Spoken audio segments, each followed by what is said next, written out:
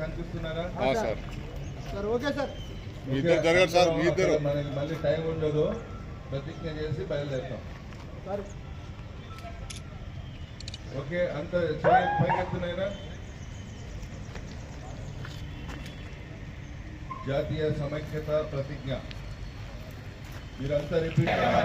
సమగ్రత భద్రత కాపాడటానికి స్వయంగా అంకితమవుతామని అందరిలో విస్తరింపజేయడానికి గట్టిగా కృషి చేస్తానని సత్యనిష్టతో ప్రతిజ్ఞ చేస్తున్నాను.